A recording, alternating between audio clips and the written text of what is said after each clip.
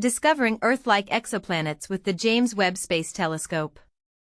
The James Webb Space Telescope is revolutionizing our hunt for Earth's twins in the cosmos, and the results could redefine life's cosmic odds. On its third launch anniversary, scientists are buzzing about JWST's unprecedented ability to study rocky exoplanets.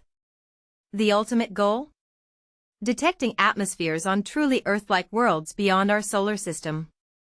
But here's where it gets controversial. The path to confirming habitability is far from straightforward. While astronomers have catalogued thousands of exoplanets over decades, a mere 217 are definitively confirmed as rocky, physically similar to Earth or Mars. This scarcity isn't due to rarity, but to profound observational challenges.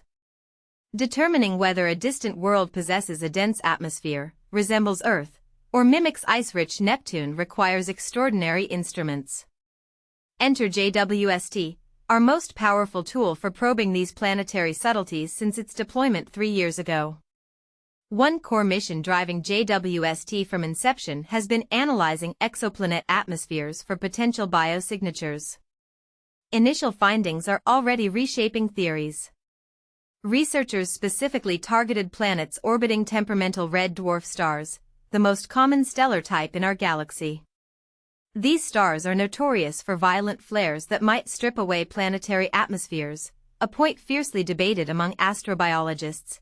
Could such hostile environments ever nurture life? JWST delivered the most precise atmospheric spectra ever obtained from alien worlds, though with a caveat. These groundbreaking readings come from planets scorching at roughly 100 degrees Celsius (212 degrees Fahrenheit). The data revealed that planetary atmospheres are sculpted by complex processes: volatile delivery via comets and asteroids, atmospheric escape into space, geological outgassing from the planetary interior, and potentially, biological activity. Critically, JWST is probing how red dwarf flares erode atmospheres, potentially transforming Earth-like planets into barren wastelands. This feeds into the novel shoreline concept guiding current research. Think of it like this: a planet's mass and orbital distance create a survival threshold. Heavier planets farther from their star stand a better chance of retaining their atmosphere. But here's the twist lighting up scientific debates. This model assumes constant stellar luminosity, yet most stars dramatically brighten or dim over time. Many researchers argue this oversight could invalidate current habitability predictions, demanding urgent, long-term JWST observations to refine our understanding. Should future missions prioritize these dynamic stars, or focus on quieter solar analogs? Where would you direct our cosmic search? Authored by a PhD in technical sciences, Kharkiv National University, specializing in building structures. Since 2013, he has popularized science through lectures and articles, Naukot, Space, etc., winning recognition like the Eurocon 2022 nomination. His 15-plus academic papers include astronomy research presented at the 2025 Young Scientists Conference. He maintains active research profiles on Google Scholar and Orchid *. Lost in space? Fixing the 404 error and exploring the cosmos. Imagine this: you're on a journey through the vast expanse of the internet, and suddenly, you hit a dead end. The page you were hoping to find has vanished into the digital void. Welcome to the 404 error page, where the path you were on has seemingly disappeared into the cosmic abyss. But don't worry, we're here to help you navigate this unexpected detour. What went wrong? The page you were trying to access might be missing for a few reasons. The link you clicked on might be outdated or incorrect, leading you astray. The page could have been moved or deleted, leaving you with a broken path. There might have been a typo in the URL you entered, sending you off course. But here's where it gets controversial. Sometimes, these errors can be more than just a simple mistake. They can be a sign of deeper issues, like outdated content management systems or broken links that haven't been fixed. And this is the part most people miss. These errors can actually provide valuable insights into how well a website is maintained. What can you do? Here are some helpful options to get you back on track. Asterisk go to homepage, https://www.universetoday.com. Start fresh from our main page and explore the wonders of the universe from the beginning. Asterisk browse articles, https://www.universetoday.com/articles. Dive into our latest space and astronomy content, where you'll find a wealth of information and fascinating stories. Asterisk contact us, https://www.universetoday.com/contact-us. If you think something's wrong or you need assistance, don't hesitate to reach out. We're here to help. Lost in the digital cosmos? Just like exploring the cosmos, sometimes we take a wrong turn on the internet. But don't worry, there's plenty more to discover at Universe Today. If you believe this is an error, please contact us, https://www.universetoday.com/contact-us, and let us know what you were looking for. We'll do our best to help you find your way back to the right content.